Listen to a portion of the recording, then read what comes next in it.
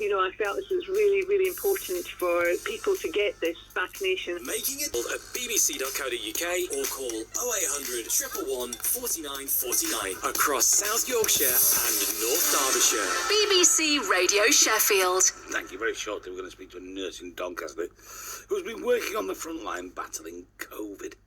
Those experiences have inspired her to write her own poetry about the pandemic. Her name is Laura Fitton. She works at Doncaster Royal Infirmary and she recorded this for us. COVID-19, a silent killer. A virus from China named COVID-19 that's terrorised the world, an invisible enemy remaining unseen. Medics sent to war wearing a mask and an overall. We have witnessed the young and the fittest of folk fall. You attack their respiratory system and move on through their body. They not allow visitors, loved ones, nobody. You've isolated them and they must fight you alone. Some will kick you out of their system until you have gone. Some of the victims are very frail and old. Some of them fall as you take a strong hold. Was your intention to cause such heartbreak and to kill? Or simply to make some of us ill? Well, that was fantastic, wasn't it? How's that? I do beg your pardon.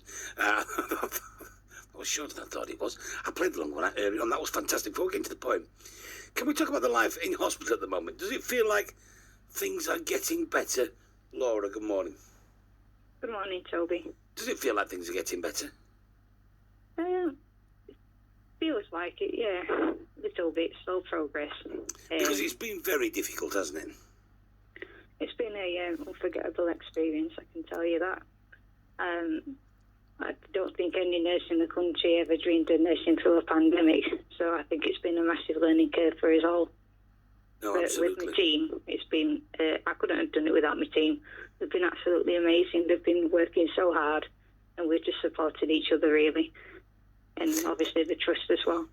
How do you manage to keep morale up? Just by leaning on each other, talking, just open conversations with each other, having the little laughs when they do come along, trying to keep patient spirits up. It is quite challenging, but we do have those days, and obviously when patients are discharged, that is the biggest morale boost.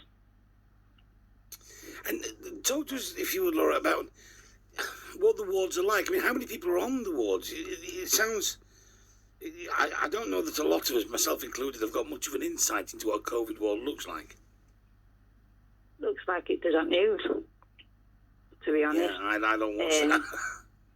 Well, I don't, to be fair. No. I try to switch off when I come home from work. Yeah. I mean, they can keep up to date with all stats and statistics from Doncaster. Our trust are doing a really good Facebook page, and they are keeping the public updated quite regularly. So they can keep an eye on numbers and that. I don't tend to really look at the numbers because I'm looking at the people in the beds, because behind every statistic is a patient and a story and a family and a loved one. So that's my main priority. So you wrote the poem. What made you decide to write the poem? So I was off with COVID back in last May, and I was having one of those bad days, and then I decided to pick up a pen and paper and start writing. I was having a really bad day with my breathing. I was getting a bit disgruntled because I couldn't breathe, a bit mardy to be fair, and it just came to me, so I wrote it down and I read it back, and then it gave me some strength to actually mentally prepare myself to return back to work after having fought it, because obviously it was quite nerve-wracking. And how long were you off with COVID? In May I was off for a month, and in October I was off for a couple of weeks. Wow. So So, that's been quite full on. It's just been crazy, hasn't it? It really has. What's it like to hear it on the radio? That was quite nice. I liked the little music in the background. That was really nice. Quite soothing for such a dark topic. Well, that's the thing. It is a dark topic, but it's also very real and one that we need to talk about because it's right there. It is. And I think if it can help raise awareness, then it may make a difference. It may not. It may do a good job. It might not. Well, you are fundraising, aren't you? You're trying to make a difference. I am. The book's a tribute to my best friend Sophie, who passed away before her 21st birthday 10 years ago, and last year she would have turned 30 like me. So I decided to, when I was off with COVID, go through all my old poetry and put it in a book, play around on graphics and design a cover and whatnot, and I thought, let's do something with this.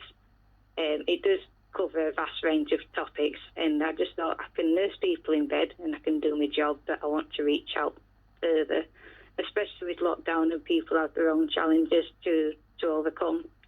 I just wanted to know that I'm there. I can support you from a distance, and I hope it helps you through your hard time.